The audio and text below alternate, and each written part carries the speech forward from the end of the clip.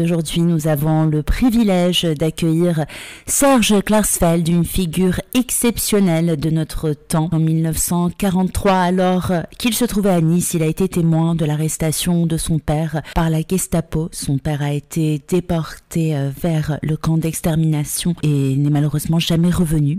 Cette tragédie a profondément marqué notre invité Serge Klarsfeld et c'est à partir de cet événement tragique que Serge Klarsfeld a puisé sa détermination à poursuivre les anciens responsables nazis. En tant qu'écrivain, historien et avocat, il a consacré sa vie à la cause des déportés en France. Aux côtés de son épouse, Beate Klarsfeld, il a mené de nombreux procès contre des criminels de guerre tels que Klaus Barbie, René Bousquet et Maurice Papon. Leur engagement les a exposés à une tentative d'assassinat le 9 juillet 1979, perpétrée par un réseau néo-nazi. Malgré ces dangers, le couple a persisté dans son combat. En 1979, ils ont fondé l'Association des fils et filles des déportés juifs de France. En 1981, ils ont inauguré en Israël le mémorial de la déportation des Juifs de France, contribuant ainsi à préserver le devoir de mémoire et à éviter l'oubli de l'histoire de la Shoah. Ainsi, la famille Klarsfeld a consacré sa vie à la justice, à la mémoire et à la défense des droits des victimes de la Shoah. Nous sommes très honorés d'avoir Serge Klarsfeld parmi nous aujourd'hui pour partager son histoire et son travail remarquable. Serge Klarsfeld, bonjour et bienvenue sur les ondes de radio Ici et Maintenant. Pouvez-vous nous rappeler l'impact de la tragédie de l'arrestation de votre père et nous dire quel impact ça a eu pour vous sur votre détermination à poursuivre les anciens responsables nazis? La raison pour laquelle on a poursuivi les anciens nazis, il y a, disons, une raison pour Beate. C'était il y a longtemps, c'était en 1967. Beate a été mise à la porte de son travail à Paris parce qu'elle avait dénoncé le passé nazi du chancelier allemand qui s'appelait à l'époque Kurt Georg Kiesinger. Et elle a été révoquée de son poste de secrétaire à l'Office franco-allemand pour la jeunesse. Et je me suis retrouvé fils de déporté, orphelin de déporté. Je me suis retrouvé avec une femme allemande et française à la fois, qui n'était pas juive et qui était mise à la porte de son travail en France. Alors nous n'avons pas supporté et nous avons décidé la perte de ce chancelier, de faire campagne contre lui pour qu'il soit battu aux élections et qu'il quitte son poste, et que pour cela il fallait dénoncer sur place son passé. Ça a été le rôle de Beate à l'aide d'actions plus retentissantes, et notamment par le fait que elle a giflé en public devant des centaines de députés de son parti et des centaines de journalistes venus du monde entier. Elle a giflé publiquement ce chancelier à cause de son passé nazi. Et cette gifle a fait le tour du monde et elle a aidé Willy Brandt, pour qui Beate a fait campagne, qui était social-démocrate, à devenir le nouveau chancelier de l'Allemagne après les élections. Donc ensuite, nous nous sommes rendus compte que les criminels nazis qui avaient déporté les Juifs de France étaient les seuls criminels nazis allemands au monde à ne pas pouvoir être poursuivis devant la justice parce que ils vivaient en Allemagne et que la France avait commis une faute en interdisant aux tribunaux allemands d'être compétents pour les affaires qui n'étaient pas classées en France. Et comme ces criminels étaient jugés en France par contumace et condamnés par contumace parce qu'on les avait pas attrapés et qu'ils s'étaient enfuis, eh bien, les Allemands ont répondu à la France quand le premier grand criminel, le général Lammerding, qui avait commis Oradour-sur-Glane, quand il est revenu au grand jour, eh bien, la France a demandé son extradition. L'Allemagne a répondu que la loi fondamentale allemande interdit l'extradition. Et quand la France a demandé son jugement en Allemagne, l'Allemagne a répondu: vous l'avez condamné par contumace. Les affaires non classées sont les affaires de contumace sont des affaires non classées. Nous n'avons pas le droit de le juger à cause de l'accord que vous nous avez imposé en 1954. Et donc, tous les criminels qui avaient été jugés par contumace, et ceux qui avaient déporté les Juifs de France l'avaient été, étaient en sécurité en Allemagne puisqu'ils ne pouvaient pas être extradés et ils ne pouvaient pas être jugés en Allemagne. C'était les seuls criminels nazis qui étaient assurés d'une totale impunité, sauf si on votait, la France et l'Allemagne signaient une nouvelle convention et si si l'Allemagne ratifiait cette convention. Alors Willy Brandt, à notre demande, a signé cette convention à Paris, mais le Parlement allemand ne voulait pas la ratifier, et donc nous avons mené campagne pendant 8 ans pour d'abord faire ratifier la convention, ce qui a été fait en 1975 après 4 ans. Et après 4 ans, nous avons obligé, par des actions que nous avons menées en Allemagne et des actions illégales, eh bien nous avons obligé la justice allemande à appliquer la convention et à juger les 3 principaux criminels qui avaient dirigé la solution finale en France et qui n'avaient pas été jugés, Kurt Lischka, Herbert Hagen et Ernst Heinrichson. Et c'est ainsi qu'a été levé le dernier obstacle à la réconciliation franco-allemande. Alors, Maître Serge Klarsfeld, votre engagement vous a exposé à une tentative d'assassinat le 9 juillet 1979 perpétrée par un réseau néo-nazi. Comment décrirez-vous finalement l'impact de cette tentative d'assassinat dont vous avez été victime sur votre engagement continu dans la lutte pour la justice? On a été l'objet, la cible de plusieurs attentats, mais ça s'est passé dans les années, c'était des attentats meurtriers, puisque le premier, c'était un colis piégé, et le même colis piégé a tué quelques mois après le directeur de l'administration hospitalière pénitentiaire. Donc le docteur Fully a été tué qui avait été un ancien déporté, a été tué par exactement la même bombe. Et puis ensuite, on a eu un deuxième attentat en 1980,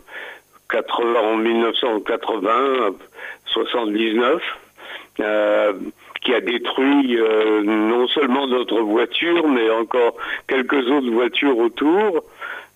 C'était, comment dire, j'aurais dû prendre c'était une bombe à horloge qui était, comment dire, perfectionnée, mais heureusement elle a explosé plus tôt que dans la nuit au lieu d'exploser le matin. Et donc ma fille et moi, on prenait la voiture pour aller au GAN, pour la mener au GAN, et donc on a été sauvés la première fois. Je me suis méfié, j'ai apporté la bombe au commissariat. Bon, on a eu d'autres complots contre nous, mais on a toujours échappé, heureusement, voilà. Et bon, aujourd'hui, on n'est pas menacé particulièrement. C'est en 1979 que vous fondez l'association des fils et filles des déportés juifs de France. Pouvez-vous nous dire comment et pourquoi avez-vous décidé de créer cette organisation et comment est-ce que cela a permis et contribué à défendre la cause des descendants de déportés? Comme cela faisait 10 ans qu'on militait pour le jugement à Cologne des criminels nazis et dont j'ai parlé, eh bien, autour de nous se sont rassemblés beaucoup d'orphelins de la déportation.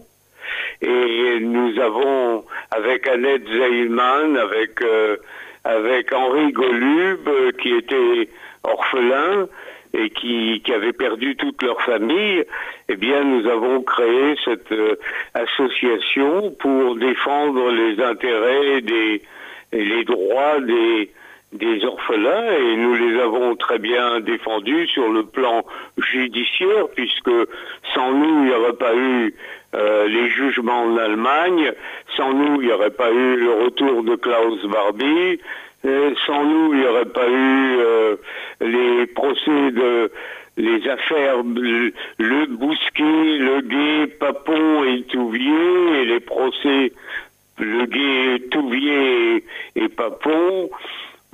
Sur le plan des droits, nous avons obtenu la pension pour les orphelins de la part du gouvernement français qui fait échapper à la misère les plus pauvres des orphelins. Nous avons obtenu aussi de convaincre les dirigeants allemands que les enfants français, les enfants juifs qui vivaient en France devaient recevoir le fond de l'article 2, c'est-à-dire une pension, parce qu'ils étaient, même s'ils allaient à l'école, eh bien, lorsqu'ils revenaient de l'école, ils n'étaient pas sûrs de retrouver leurs parents, ils n'étaient pas sûrs non plus de ne pas être arrêtés à l'école ou en sortant de l'école, et donc ils vivaient tout le temps dans l'angoisse, et que donc ils devaient toucher la même pension que dans d'autres pays.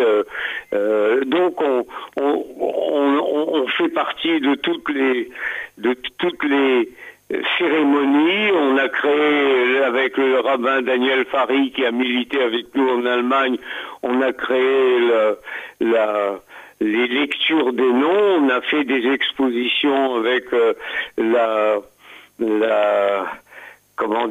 SNCF à travers toute la France dans les plus grandes gares, et des centaines de milliers de Français ont vu quel était le sort des enfants juifs pendant la guerre.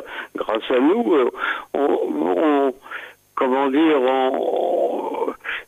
dans toutes les grandes affaires de mémoire, on est présent et on influe au bout de notre influence auprès des pouvoirs publics, et je suis vice-président depuis longtemps de la Fondation pour la mémoire de la Shoah. J'ai fait partie de la commission Matteoli.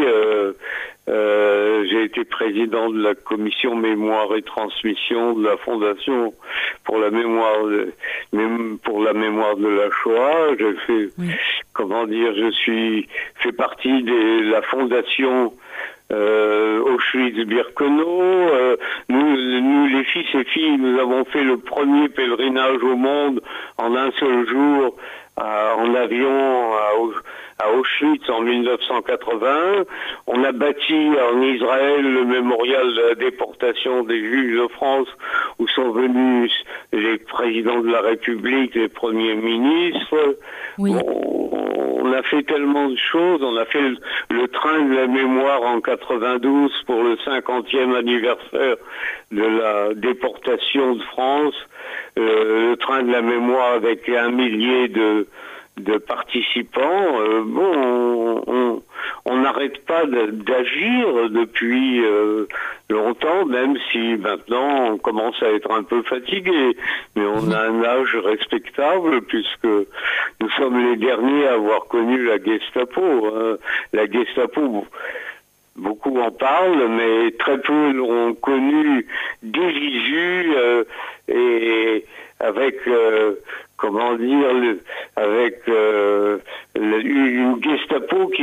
cherché personnellement, ce sont des souvenirs que nous avons vécus et que les autres connaissent par ouï-dire, par transmission, mais nous l'avons connu personnellement et nous pouvons à la fois témoigner, mais agir.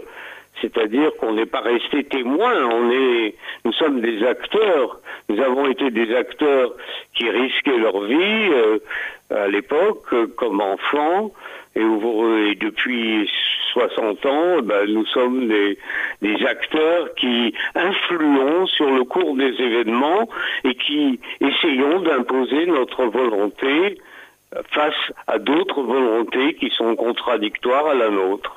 Nous avons publié une centaine de volumes d'ouvrages, dont le mémorial de la déportation. Tous les ouvrages que nous publions pratiquement sont des ouvrages de référence, et le calendrier de la persécution des Juifs, les enfants d'Isieux. Ce sont les ouvrages, c'est le bilan de la solution finale en France. Et Vichy-Auschwitz, c'est le récit de la solution finale chronologique que personne n'avait écrit jusque-là. Oui, tout à fait. Vichy-Auschwitz, publié en 1985, justement. Comment est-ce que cela a contribué, selon vous, à une meilleure compréhension de la collaboration entre le régime de Vichy et les nazis dans la déportation des Juifs français? Le régime de Vichy s'est rendu coupable de complicité dans la solution finale parce que le statut des Juifs que Vichy a élaboré, c'était pas pour tuer les Juifs, mais les Allemands, eux, voulaient tuer les Juifs. Et quand les Allemands ont demandé en juin 1942 au gouvernement français de donner sa police pour arrêter les Juifs, eh bien, Vichy a accepté ce crime, alors que Vichy, à l'époque, disposait de plusieurs atouts qui lui permettaient de refuser la demande allemande. Et si Vichy avait refusé la demande allemande, la France aurait gagné véritablement la guerre. Mais le gouvernement de Pétain et de Laval n'a pas refusé, et en dépit du fait qu'il disposait d'une flotte extrêmement puissante qui pouvait rejoindre les Alliés, et en dépit du fait que l'économie française tournait à plein pour l'économie de guerre allemande, en dépit du fait que la sécurité des troupes allemandes était assurée en France par la police française, eh bien, et en dépit du fait que Hitler voulait que Pétain et Laval restent les dirigeants de la France, parce que Pétain était le Français le plus glorieux et Laval était un président du Conseil, un premier ministre de la Troisième République, et qu'il avait besoin d'hommes pareils, eh bien, en dépit de cela, Vichy a dit oui, et simplement il y a eu un petit compromis, c'est-à-dire qu'on arrêtait d'abord les Juifs étrangers et leurs enfants qui étaient français, et puis ensuite ça aurait été le tour des Juifs français. Donc c'est la police française qui en 1942 quasi exclusivement a arrêté les Juifs étrangers et leurs enfants français dans des conditions abominables, en séparant les enfants des parents, en déportant les parents d'abord. Et c'est un crime, comme l'a dit, ce jour-là, comme l'a dit Jacques Chirac, ce jour-là, la France accomplissait l'irréparable. Et heureusement, il y avait une autre France, et cette autre France a gagné, et 50 ans plus tard, la France a reconnu qu'elle était responsable de ce qui s'était passé, que quand on hérite de l'histoire d'un pays, on hérite de ce qui est positif, on hérite de ce qui est négatif, il faut assumer, et donc ça a été le discours de Jacques Chirac qui, contrairement à De Gaulle, contrairement à Mitterrand, a reconnu ce qui s'était passé en France, c'est-à-dire la complicité de Vichy et on a tiré les conséquences. Vous nous expliquez un peu les différents combats que vous avez menés, notamment en créant l'association Fils et filles de déportés juifs de France. Par rapport au processus de création, on a eu quelques explications, mais tout de même, ce serait intéressant, je pense, de savoir comment est-ce que vous avez réussi à rassembler autant d'informations, toutes les informations nécessaires pour rédiger le mémorial de la déportation des Juifs de France qui contient les noms d'environ 76 000 déportés français par convoi. Ça a dû être un travail extrêmement difficile. D'abord, j'ai fait ce qui était possible de faire en 1970-15 à peu près, quand j'ai commencé, c'est-à-dire un listing alphabétique, convoi par convoi, avec le nom, le prénom, la date et le lieu de naissance.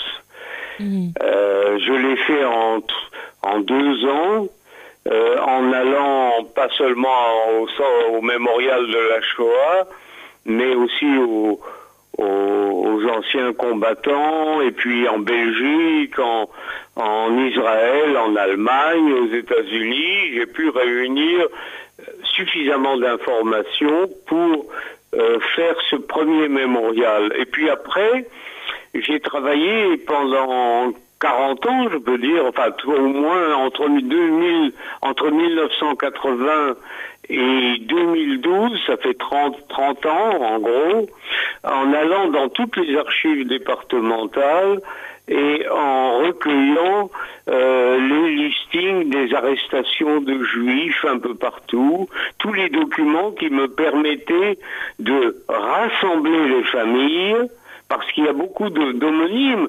Si vous prenez les Lévis, il y a plus de 1000 Lévis dans le mémorial. Mais il fallait les réunir. Comment les réunir, puisque le père pouvait être déporté par un convoi, la mère par un convoi, les enfants par d'autres convois. Il fallait donc retrouver les preuves documentaires de l'appartenance de tel et tel Lévi à telle et telle famille.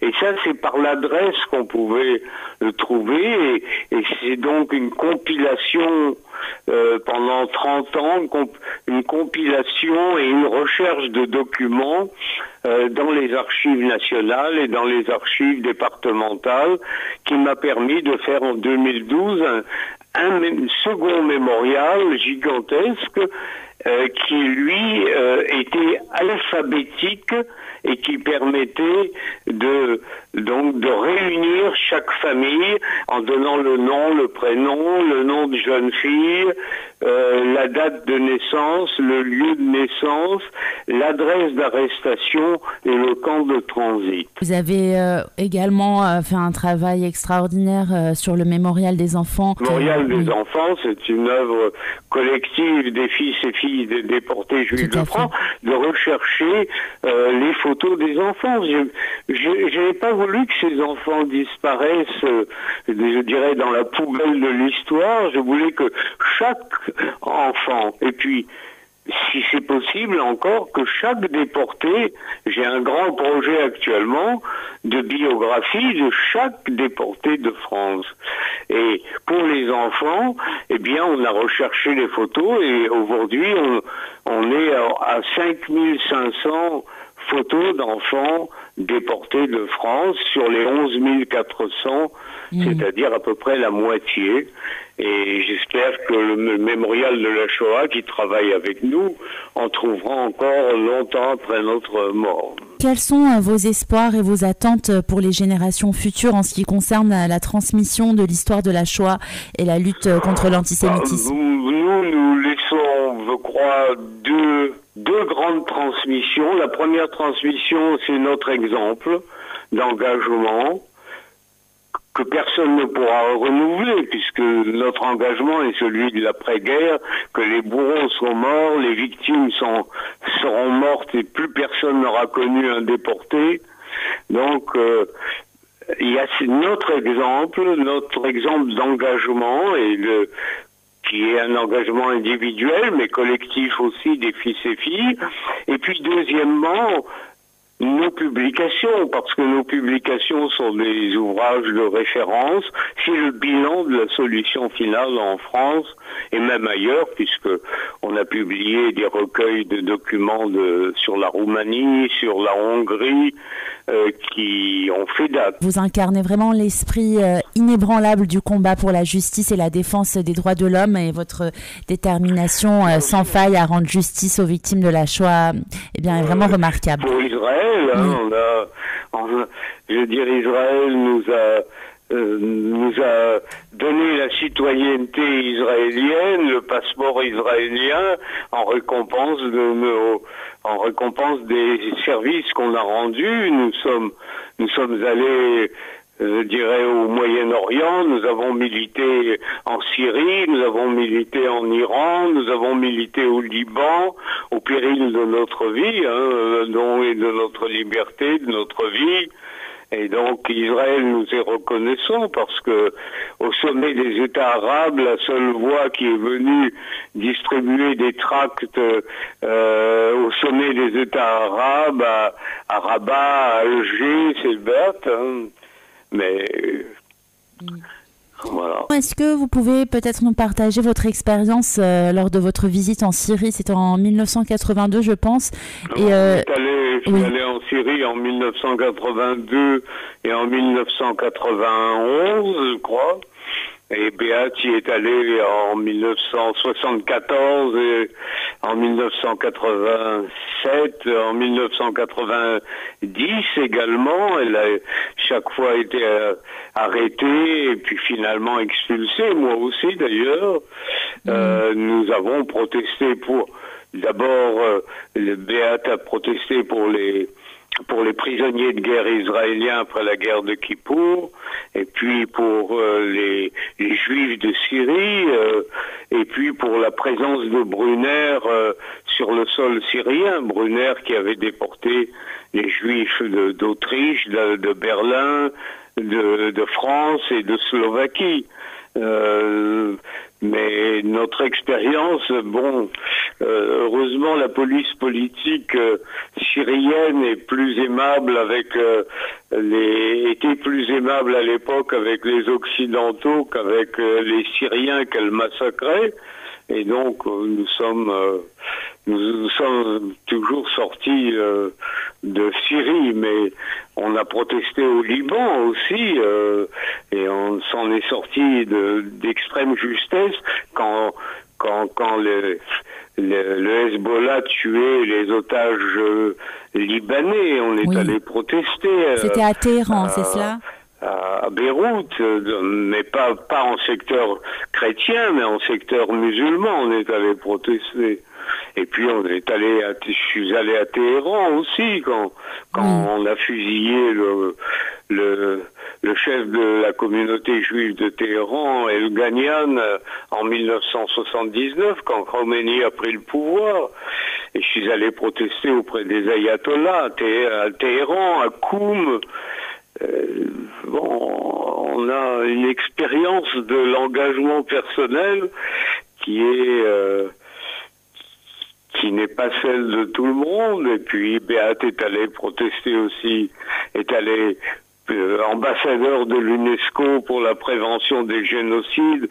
Elle est allée toute seule au Burundi pour protester contre les crimes qui étaient commis contre les minorités, etc. Donc tant qu'on a pu, on s'est engagé. J'ai également protesté à Sarajevo et dans la République serbe de Bosnie contre Karadzic, Mladic, les criminels de guerre.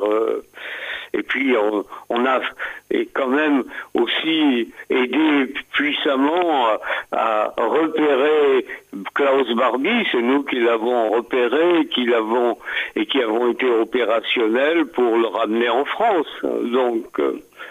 Donc quand on fait le bilan, on a de quoi être fatigué. Vous souhaitez peut-être aussi exprimer votre vision des choses par rapport au monde actuel, le monde d'aujourd'hui. Comment est-ce que vous percevez les choses? Constatez-vous une montée des idées extrémistes? Je suis assez pessimiste parce que, bon, je suis historien de formation, j'ai fait sciences politiques, j'ai fait le droit et j'ai fait l'histoire à la Sorbonne aussi. Donc, ma formation me permet malheureusement d'être pessimiste parce que aux longues périodes pacifiques surgissent après des nouvelles générations qui n'ont pas connu la guerre, et comme la nature humaine est assez agressive, eh bien après les longues périodes pacifiques recommencent les périodes de violence. On en a la preuve aujourd'hui d'ailleurs, puisque la situation en Ukraine résulte d'une incompréhension de la situation du côté de la Russie aussi bien que du côté occidental, et que la violence ne cesse de monter et que malheureusement elle risque de se développer en guerre mondiale, quoi. Pensez-vous qu'aujourd'hui il y a une montée des idées extrémistes, et est-ce que vous pensez que ça a un impact sur la société? Oui, il y a une montée du populisme. C'est pas l'extrémisme qu'on a connu. L'extrême droite en Europe occidentale ne fait pas campagne contre les Juifs. L'ADN de l'extrême droite, c'est l'antisémitisme. Actuellement, et depuis longtemps déjà, il y a une évolution. C'est contre les musulmans que l'extrême droite, contre une immigration qui est une immigration difficile, avec des ambitions avec la volonté d'imposer des règles qui sont contraires aux lois démocratiques et républicaines. Donc il y a un populisme qui est un populisme naturel, parce que les gens défendent leur identité, mais c'est pas dirigé contre les Juifs. Je crois que les peuples du monde occidental en général, surtout en Europe occidentale, ont compris, et même en Europe de l'Est, ont compris que les Juifs sont une source de richesse pour un pays, et de richesse à tous les points de vue, et qu'ils appartiennent tous à la tradition judéo-chrétienne. Donc je suis pas inquiet pour les Juifs, mais je suis inquiet pour l'état général du monde.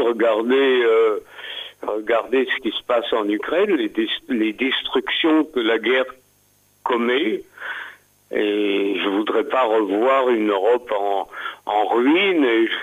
Et si je meurs, je veux dire, dans les quelques années qui viennent, eh bien, je ne saurais pas quelle est la suite de l'histoire, et je ne saurais pas ce qui va arriver. Donc, je serais inquiet au dernier moment de ma vie. Je serais très inquiet, voilà. Donc. Alors, vous avez, lors d'une interview pour Mediapart, dit que certaines personnes parlaient des musulmans comme on parlait des juifs auparavant. Est-ce que vous maintenez toujours? Les juifs étaient très peu nombreux. Les juifs étaient très peu nombreux, n'avaient aucun appétit de conquête, d'imposer leur volonté, leur foi, leur prosélytisme. Il n'y avait pas de prosélytisme judaïque, etc. Non, comment dire, on va pas comparer les 150 000 juifs ou les 200 000 juifs qu'il y avait en 1930 avec les 7 millions de musulmans qu'il y a aujourd'hui. c'est une toute autre situation, et les musulmans sont pas considérés comme juifs, et la France est un pays où ils sont extrêmement libres, ils ont tous les droits de des citoyens. Ceux qui sont immigrés, illégaux, eh bien, ils affrontent leur propre situation, et c'est eux qui ont voulu être dans cette situation. Mais ça ne leur donne pas le droit de vouloir modifier les lois françaises pour faire de la France un pays où serait imposée la charia. Bon, c'est une minorité peut-être de musulmans qui souhaitent cela, mais on ne sait pas quelle est la proportion, et obligatoirement il est assez normal que la République française se défende contre ceux qui veulent altérer son identité, ses règles et ses lois. Que pensez-vous de l'emploi du terme nazi par certaines personnes pour qualifier des individus qui tiennent des propos et adoptent des idées xénophobes et discriminatoires, puisqu'on entend souvent... c'est excessif. Oui. Je dirais que les nazis, ça représente une idéologie extrêmement puissante, appuyée sur un État extrêmement puissant, un État militariste, agressif, voulant, son hégémonie sur le continent européen. Donc ça n'a rien à voir avec les mouvements d'extrême droite qu'il y a actuellement en Europe occidentale. Aujourd'hui, en tant que défenseur des droits de l'homme et témoin de l'Holocauste, est-ce que vous voyez qu'il peut y avoir un parallèle entre les idéologies extrémistes aujourd'hui et celles qui ont... Il n'y a pas de campagne antisémite. Je dirais que Marine Le Pen a condamné Pétain et Laval pour avoir fait la rafle du Veldiv. Elle s'est alignée dans la question, je dirais, dans le problème du passé de la France anti-juive. Elle s'est alignée sur les valeurs républicaines, peut-être trop discrètement. Pour nous, la condition essentielle en France, pour que le Rassemblement national soit considéré comme un parti républicain, c'est l'alignement sur les valeurs républicaines, donc l'assentiment et l'accord du Rassemblement national sur la loi Guessot. La loi Guessot est la loi qui protège les Juifs. Si le Rassemblement national, d'une façon solennelle, proclame son alignement sur la loi Guessot, son accord sur la loi Guessot, on considérera que c'est une évolution tout à fait significative, et que du point de vue juif, le Rassemblement national se sera aligné sur les valeurs républicaines.